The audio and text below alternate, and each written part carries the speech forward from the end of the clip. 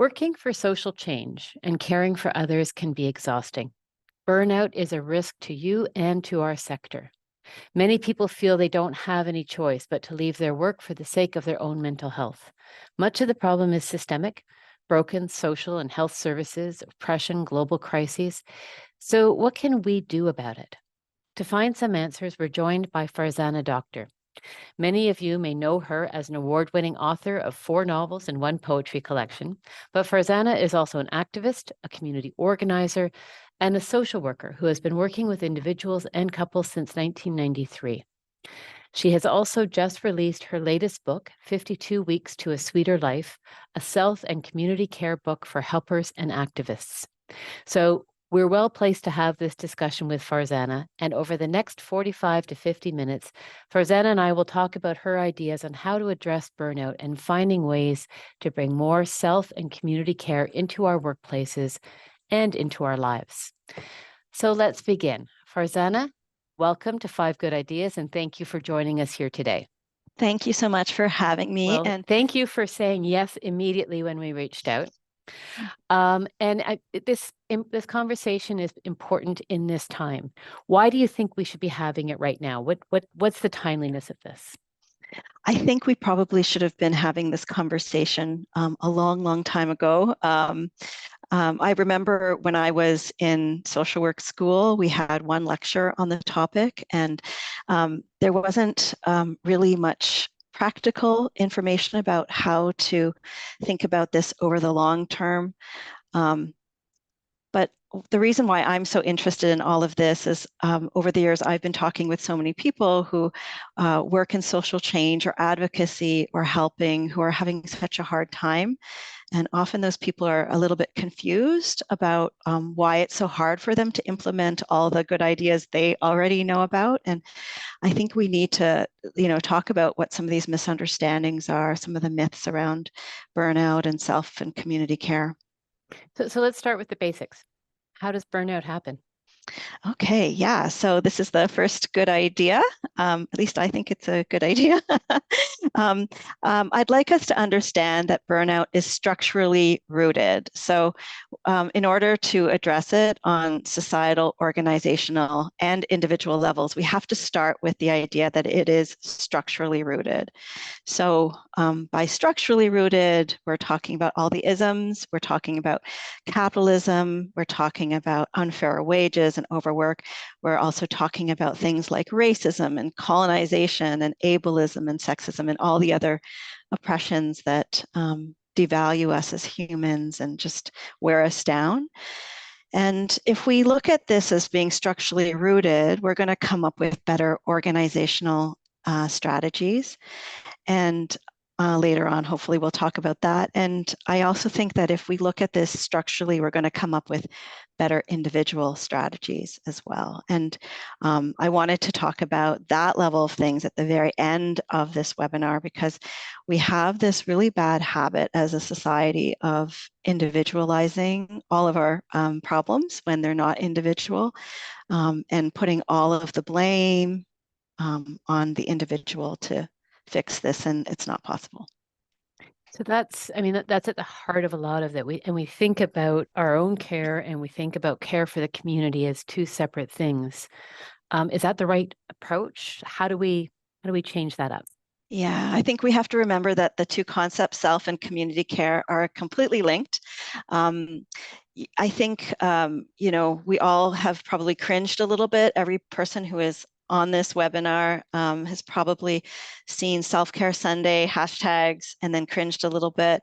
And definitely some of the individualistic and consumeristic approaches to self-care are not they're not terrible, and we can enjoy some of them, but we have to get beyond those ways of thinking. So here are some ways that I think that they are linked. When we get in the habit of supporting one another to do self-care and to lean into community care, it just becomes community care because there's this kind of way that we're doing things together. And all of our self-care efforts end up being contagious. Like if we aren't caring for ourselves, also the opposite effect, the ways that we can be not dealing with our conflict very well amongst each other, the ways that we can impose overwork on other people, all of that becomes contagious. So self-care becomes contagious, and we can start to create new norms amongst us in our spaces. Also, when we start to see ourselves as part of and responsible for our community, self and community care are completely linked. And also, these things are just inherently political. So when we focus on things like self-care and community care, we are resisting these cultural ideas that value work and capital more than us as people. And we can start to think about what are the barriers to self and community care when we start to see how all of this can be political as well. That's very theoretical. So I'll talk about some specific examples if that makes sense. So how do we talk about self and community care being linked in an organization? So here are some things. They're questions, and every organization's answer is going to be different because we're all so different. But here are some questions to think about. Can you do a meaningful audit of your work practices and norms? Are you supporting people in a real way, like in a real way, to have work-life balance? So what if somebody has unpaid caregiver work that they're doing? What if they're parenting? Are we supporting people in that regard? Do we actively encourage people to take breaks, or do we just talk about it? Do we encourage people to have good debriefs with one another? Are we honoring the right to disconnect, which is that Ontario piece of legislation, right, for organizations that have more than 25 people? Are we truly questioning how we're setting up workloads, how we're creating unnecessary urgency in our spaces? I think sometimes we just we kind of work on autopilot and we don't think about those things. And then I want people to think even further afield. What about sabbaticals? What about shorter work weeks? What about shorter work days?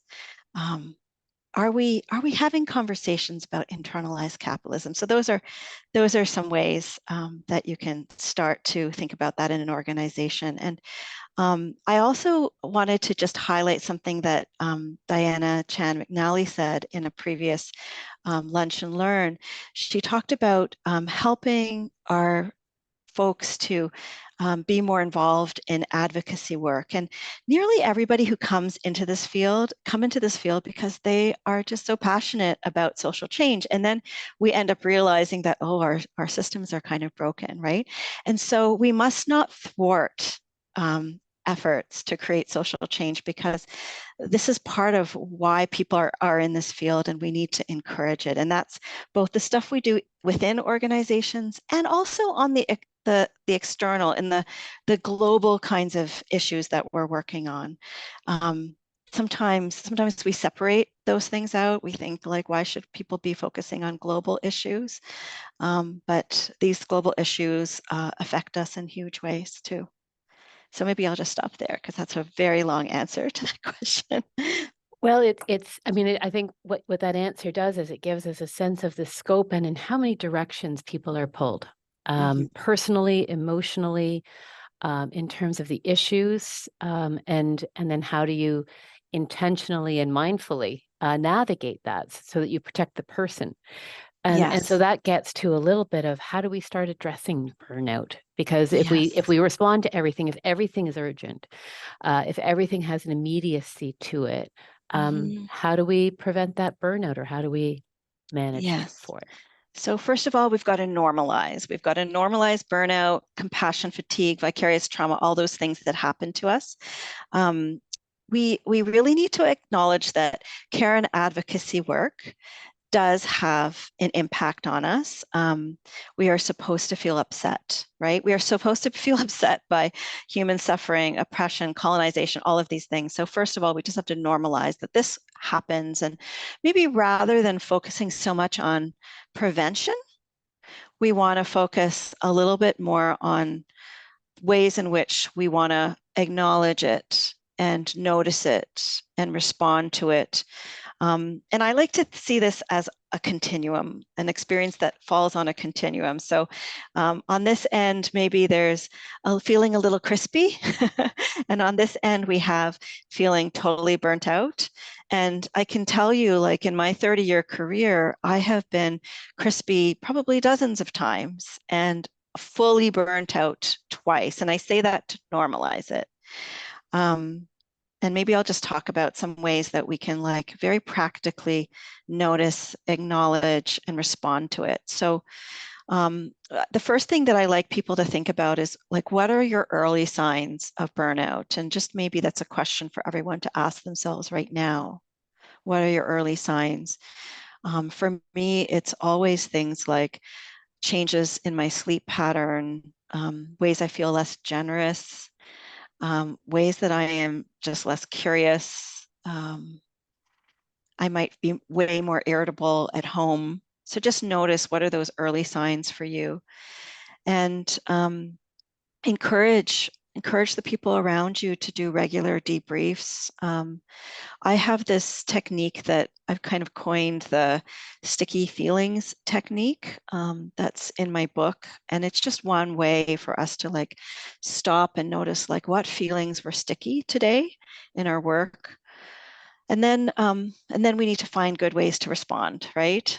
So if we have deep pathologized this, hopefully we're noticing things when they're happening at the early signs of it.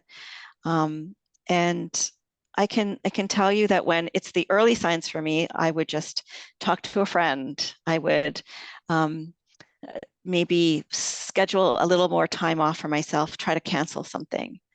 But if I'm at the late stages of burnout, which I've been through before, it might mean having a meeting with HR, having a meeting with a manager, seeing if I can talk to them about some of those other strategies I talked about earlier. Yeah.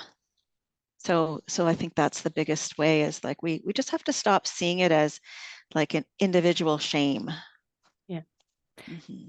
And have our own early warning system and Mm-hmm. identify that early warning system so that it doesn't get to a point where it's beyond repair, but you can actually still fix where you are.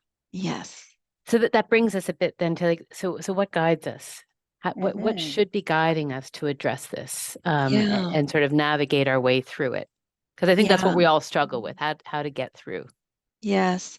So my first way of doing it is I want to encourage people to let your nervous system be your guide, because that's something that's inside you. That's your early warning system. And I wanted to just encourage people to join in with a little guided meditation, because I wanted to talk about a couple of concepts. So if that's okay, I'll ask you to close your eyes. And I'm going to ask you to just notice your feet on the floor, if they're touching the floor. Notice your seat. Notice if you have a backrest, what the backrest feels like. Just notice kind of like your body in space right now, the whole package of your body in space. And perhaps take a couple of nice deep breaths through your nose is always better. And we want our exhalations to be longer than our inhalations. So keep doing that kind of deep breathing, and just be really conscious of what's happening in your body. Notice any places where you're feeling ease in your body right now. Notice any places maybe you're feeling a lack of ease, maybe soreness or tension or pain, and just notice those in a really non-judgmental kind of way. As you keep breathing, I want you to notice your current nervous system state. So this is how we let our nervous system be our guide. Right now, I'm hoping that with just that very quick calming, you may have experienced something in your nervous system that brought you into the window of capacity or window of tolerance. This is a concept that I really like to share with people. So the window of capacity or window of tolerance is a theory developed by Dan Siegel. And it's this space, nervous system space to be in that often feels like it's creative and We feel a lot of curiosity and connection. It's a place of flow. It's a really nice place to be in. Now, we leave that window 100 times a day, and that's normal. We bounce around to a place where we get anxious. That's called hyperarousal. And we also bounce to a place called hypoarousal, which is like a kind of dissociated, numbed out, spacey place.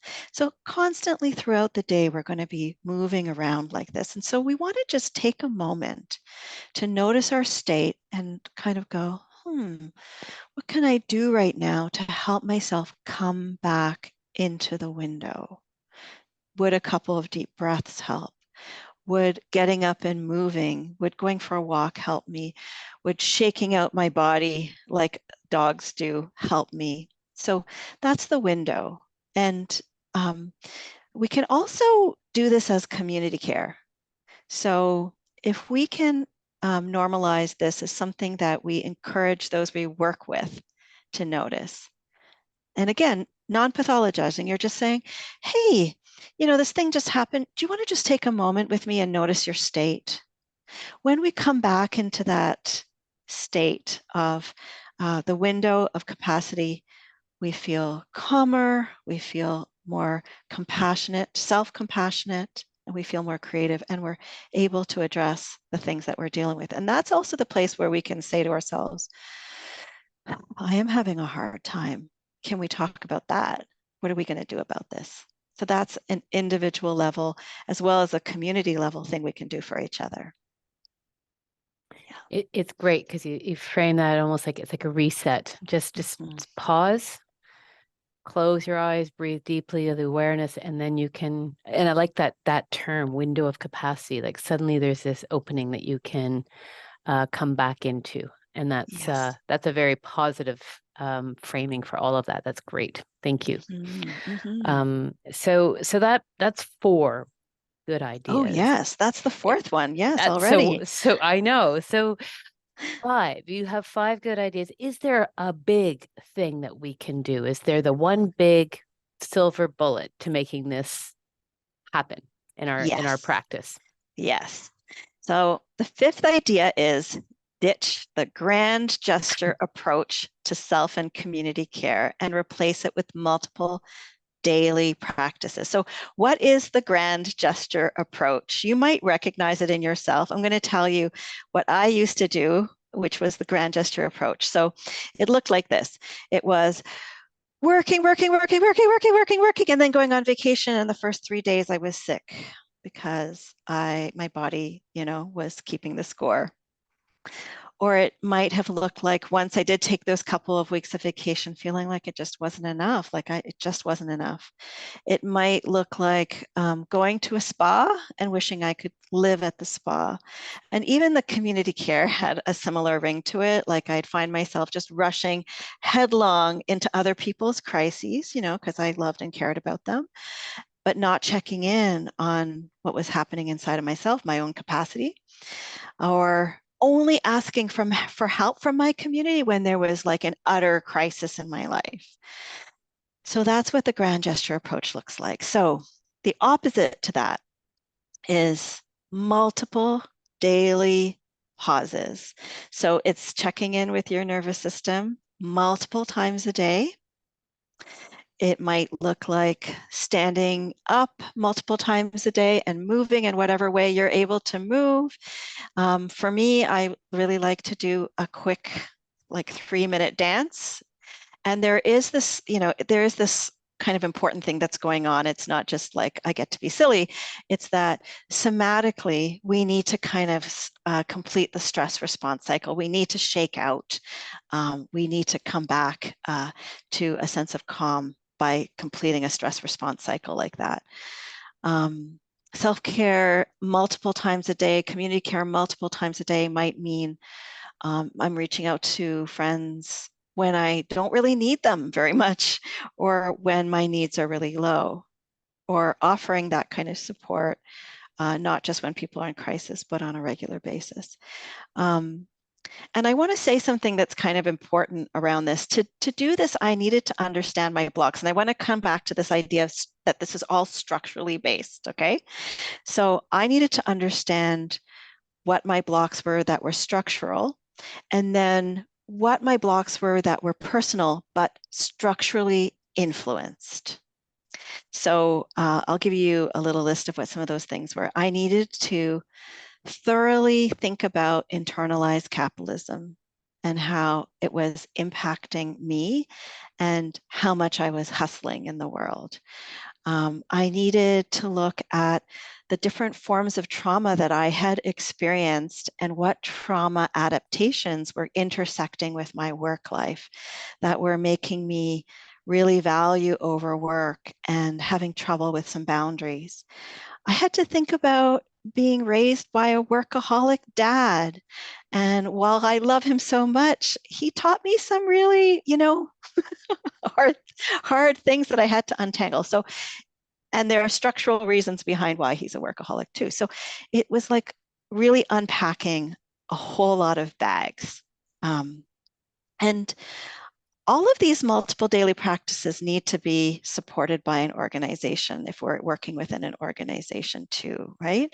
Because it's not something that, like if the organization is not supporting it, it's very hard to do it as an individual. So I've already addressed some of the ways that, organizations can be thinking structurally about this, but I want to just mention that relying solely on things like wellness days, or yoga classes, or bringing in the massage students. Those are lovely things, by the way, but relying solely on those things are not going to have the impact that you are searching for. Those kinds of periodic one-off things are not supporting daily practices. So if you can to create a culture that is nurturing, that encourages each other to connect, encourages everyone to see one another as community, that truly supports the work and home balance, like I mentioned before, you're going to be doing a lot more than these periodic one-off approaches.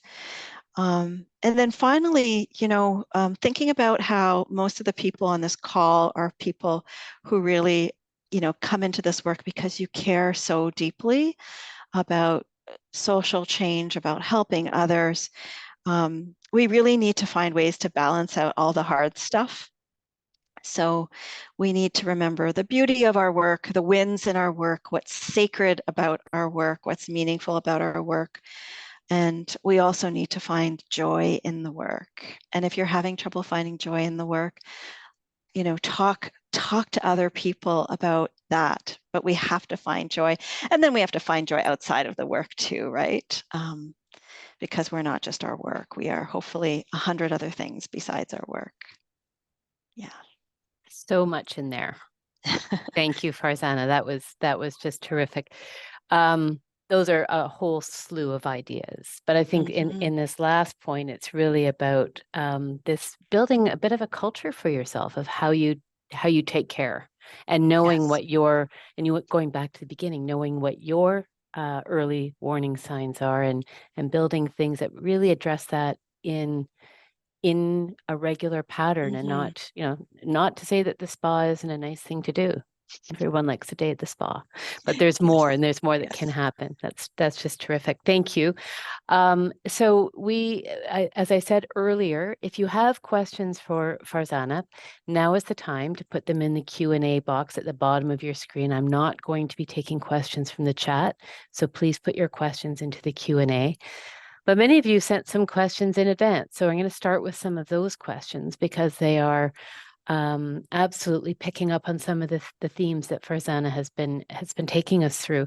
And the first one, I think, picks up on something you began to allude to, I think, in terms of your father and the work, maybe the work ethic that you inherited from there. And the question is, how do we apply the concept of wellness in an immigrant's life? It's a privileged concept to many of us. Yes. How do you unpack that? Yes. And I just want to thank everyone who sent in questions in advance as well, and who took the time to think about all of this. So what was going on in my own family's life is we came to Canada when I was very, very young. And my parents were very much focused on the work of creating financial stability and without a lot of community supports because they didn't have them yet. It took some time for them to build that stuff up. And so what I learned very much was kind of this life of we have to work really, really hard to get ahead. And I'm putting that in quotes, the get ahead.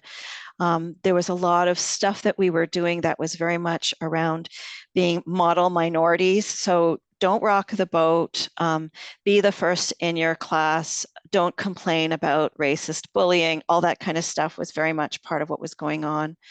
And I don't blame them for that, right? They were just like surviving. And they created a very good life in the end, right? For me and my sister. But we really can try to unpack our bags. We really can try to understand where some of this might be wrong thinking. So, maybe this isn't self-indulgence. Maybe we can find new ways of creating survival for ourselves. And again, if we think about the links between self and community care, if we are not doing this work to create nurturing environments for ourselves and others, we are creating the opposite, right? So, so this isn't just about the self. When we unpack these bags and we try something new, we are also supporting our families differently. We're supporting our communities differently. Yeah. Begins to touch a little bit. There's a question in the Q&A. If you can share a bit more about differentiating between structural and personal blocks, how do we sort of understand the difference there? Yeah. So let me talk about the personal first a little bit. So a lot of the people who I have met who come into this kind of work are people who experienced a great deal of hardship growing up. And they may or may not be conscious of it, but they might have been parentified children. They might have been their family's interpreters. They may have been kids who were experiencing trauma. They may have been the mediators on the school ground, right? They may have experienced all kinds of different forms of oppression. So one of the things that happens, and so I'm talking on the personal level right now, is when all of these structural things come at us, we create these trauma adaptations, right, that sometimes make us super functioners, right, over functioners. The good side of that, right, is we grow up to become leaders and conflict resolution people and activists and therapists, right? We grow up to do these kinds of things. But on the negative side of that is maybe we're never taught how to metabolize all the messy feelings or to figure out what the boundaries were, right? Because a lot of these trauma adaptations start young in childhood when there's no way to kind of figure that stuff out. So that's on that individual level. But as I mentioned, it's all that structural stuff that is beating us down. Mm-hmm. But then there are things that are completely outside of us. When I think about my first burnout that happened in my 30s, all of what I brought as an individual was being completely reinforced and taken advantage of by the workplace that really valued overwork, that didn't value its employees, that talked about self-care and taking breaks, but didn't really put that into place because we were expected to do more and more and more, right? So that stuff is very clearly outside of us, right? So I wonder if that answers the question. It's like we know what's really outside of us, but we also have to take a look at what's inside of us, but was structurally created too. So that leads into a number of questions. I think I can group maybe 8 or 10 of the questions that I'm Ooh, seeing around wonderful. leadership. Like what is the role of leadership? And the first piece builds a little Yeah, bit off the structural. So you've yeah, spoken about the isms, and we know that there is embedded systemic racism in all yeah, organizations in our culture. It's part of what we are moving to yeah. change, many of us. So and so that's part of the structure. That's the structural reality. So, what kind of different care should an organization offer to a racialized person who bears more of a burden of care of racialized Mhm. community members? Are there specific ideas there? Yeah. So that's such a good question. So first of all, there's so much information out there to educate ourselves about anybody, whose social location we don't share. And we need to be doing that work to understand all of that. And, starting with the starting point of just understanding that, yes, a racialized person is going to be bearing more than someone who is white. That's a great starting point. Um, but here's a few things to do. I would say start by listening to the person. Now, we're not listening to the person with the aim of having them educate us. We're just listening to them. Mhm. And as we're listening, we need to be challenging our own biases as we're listening because we all have them. So challenging our biases about their social location, if it's different from our own, or even if it's the same, right? Because we might have internalized a lot of biases.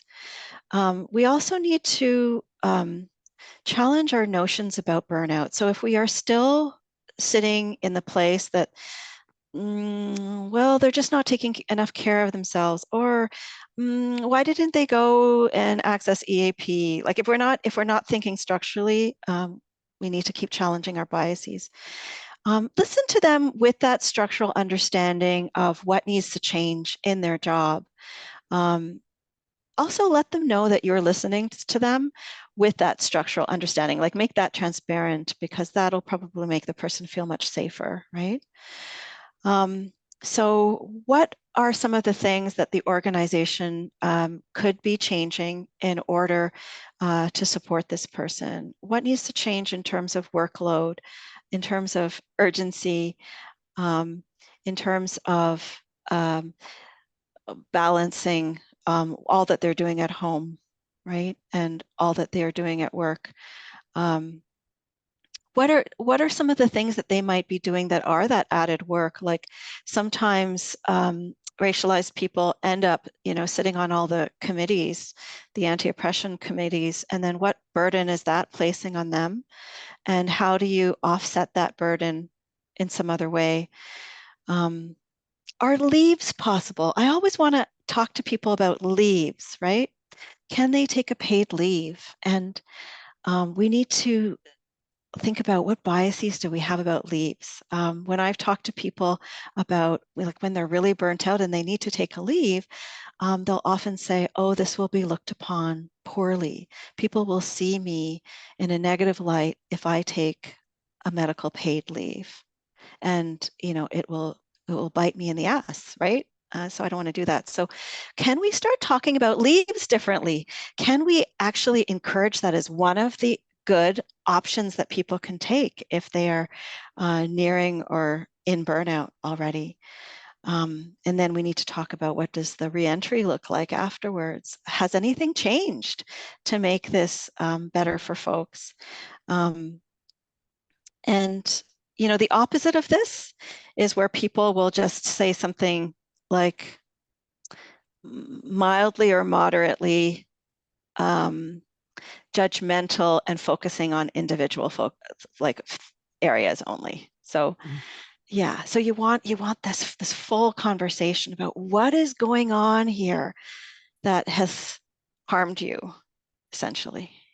Yeah. So much of what you're saying comes down to being able to have an open and honest dialogue Hmm. and good communication. And so, we all know that different workplaces and individuals within workplaces will have different abilities or capacity for that openness and honesty. But in the best of all possible worlds, you work on that to allow for an honest question about a leave or what your needs are and that type of thing, because that's where you can perhaps cut it off at the pass, almost like deal with Yes. things before they become problematic. One of the structural issues of openness and honesty and hierarchy in a workplace is the board. And so, Mhm. one question is, there's a tendency to feel that we have to tell our boards how great everything is. But are there hints about how we can express that vulnerability, potential burnout to our boards, so that level of communication can happen, and that level of permission to be taken care comes from there. Uh-huh. Oh, it's such a good question.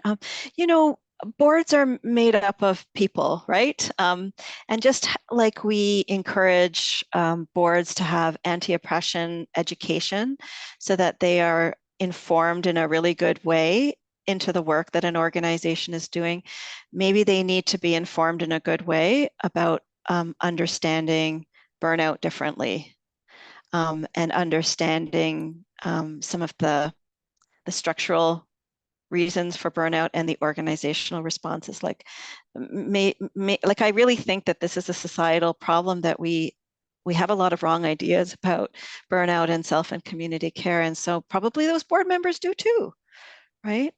Maybe they have a lot of internalized capitalism bouncing around in their brains that they would really enjoy being able to loosen up around. So there's a number of questions around the correlation or the intersection of income and burnout. Yes. And so there's someone asking about community nurses whose work is undervalued and the pay is not good, and they work with vulnerable, high level of burnout.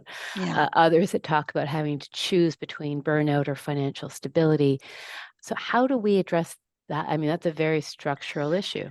So structural. Yeah, that is completely structural. And that's, one of those things that you say, this is not me, this is external, this is not fair, right? So where my brain goes is there any room for advocacy? Is there any room to get together? Is there any room to work with unions around some of these larger workplace income-based problems?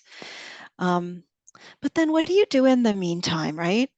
What do you what do you do while you're, on a day-to-day basis, just feeling so awful, right? Um, so this is where I would say lean into the daily practices that you can use, the multiple daily practices. Some of them can take like 1 minute to do to reset your nervous system. These are just survival strategies while you're waiting for your advocacy efforts to bear fruit. Yeah.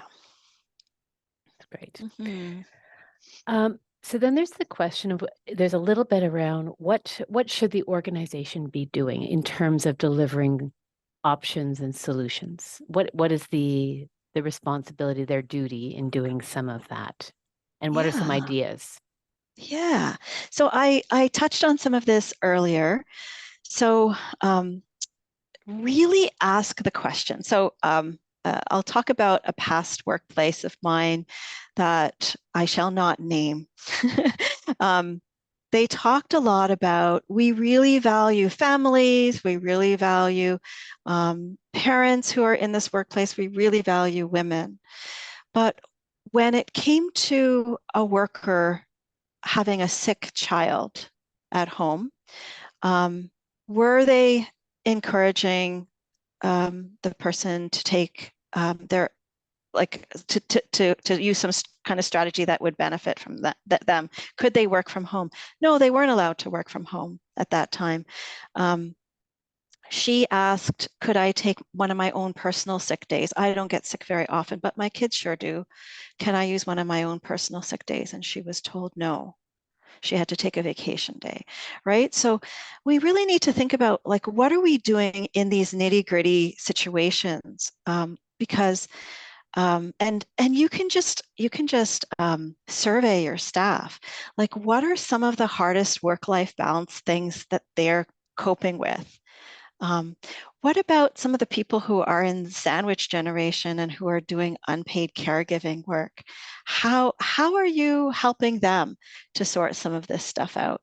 Do we have some outdated ideas about how long our work day is supposed to be? I was talking to someone recently who told me that he's got this really great boss. They have decided together how much work he's supposed to do. And if he can complete that work in 3 hours instead of 8, he gets to leave.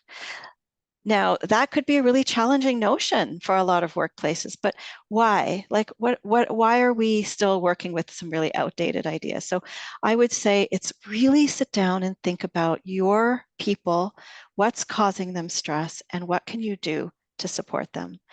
Another good practice in another workplace was they built in, as a matter of practice, they built in regular debriefs. Like they would say, okay, we want you to try to spend like at least 15 minutes a couple of times a day debriefing. We're going to build that in and consider that part of your clinical time.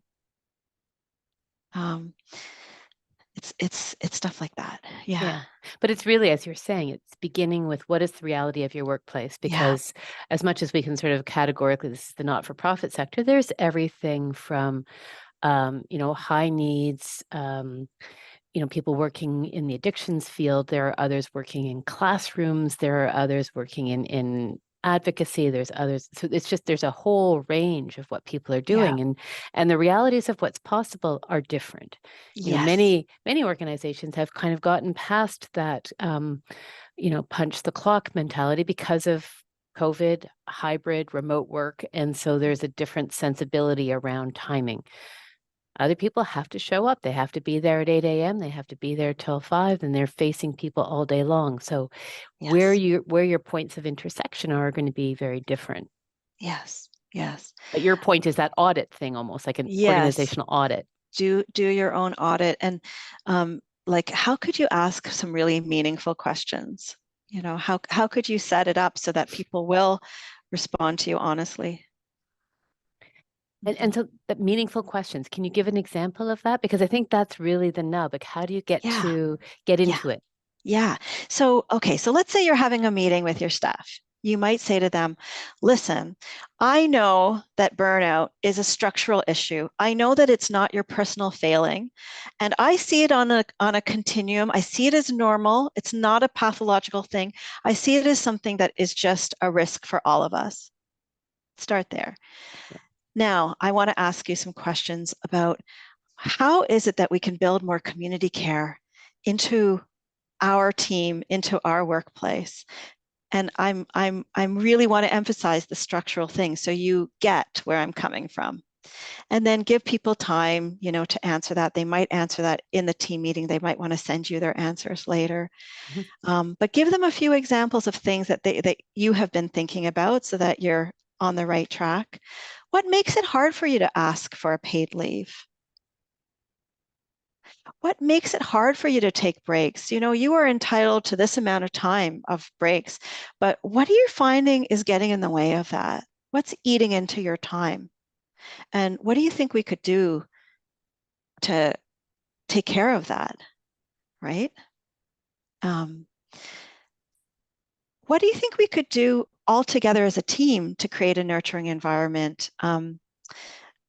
Dr. James Maslick, who is at St. Joe's, was on CBC Radio last week, and he talked about how they created this really lovely staff lounge that allowed people to come together and like connect in a really human way. Is that one of your strategies, perhaps? Is that a good place where maybe people could not just, connect and come and debrief, but also organize, also work on some advocacy? Yeah. So I think these are all such great ideas, and my mind is spinning with lots of sort of how do we, and a Yeah. lot of this comes down to good communication. Like, as you're describing it, It's about building trust and people understanding the expectations, because the other thing is people come to a work environment sometimes with the baggage of what the expectations were in the last place. And so they may have real reservations about coming forward with what their needs are because that didn't work the last time. And so even if you are a forward thinking or progressive or thoughtful employer around these issues, people may not come forward because they don't hear it clearly enough, or their past experience prevents them from doing that. So it's so much of what you're saying is so helpful in thinking through what the approach needs to be. We have a question. It's still along these lines, but it's a little bit of what are the boundaries? So how do you recommend organizations find their boundaries on what they can and should be doing for employees within the context of the workplace versus what's outside of their scope, and more for individuals to do with their community outside of work, be that therapy, be that a daily yoga practice or meditation, or so how do we balance or how to navigate those boundaries? Yeah, I guess what I would say first is focus on your own responsibility as an employer first, because you likely, right, aren't doing enough there. And I don't know if this was the emotion behind that question, but sometimes I do hear some frustration that like we've tried, we've done enough, but like now it's up to them, right? Why aren't they looking at their own stuff? And fair, because I think sometimes people don't. Fair. But I would say start on that organizational level. Start with talking the structural first. So yes, it is true. It is true that when a person finishes work and goes home and is in their own sphere, they need to figure out their own stuff, right? But was there enough debrief during the day for them to be able to let go of things enough so that they have kind of a clear head at home? Do you have really good benefits so that they can seek therapy? How much are you actually covering? Therapy is expensive, right? Really? So are your benefits good enough for people to do that? And then yes, okay, as an individual, I do need to focus on my own nervous system. I do need to look at what my own individual barriers are, even if they're structurally influenced or structurally created. I need to look at where do I need to place a little bit more emphasis on some boundaries? Where do I need to start learning how to talk to my friends a little bit more? Have I learned somewhere in my own childhood that I'm supposed to help everybody else, but I can't ask for help? Or if I do ask for help, it's more work for me somehow. These are some very common kind of personal barriers that people will have. So those are the places. So I would say if you feel like, okay, I've done everything as an organization and we have everything in place, and you have a staff person who says, I'm really burnt out, then maybe you talk about a leave and you say to them, we feel like your reentry is going to be good because we have done everything. But while you're on your leave, can you think of a really great plan for yourself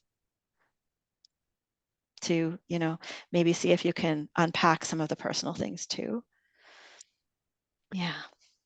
So there's, as I mentioned before, there's a variety of work contexts that we're talking about, and there's a couple of questions clearly from people who are working at some very hard front lines of difficult human experiences.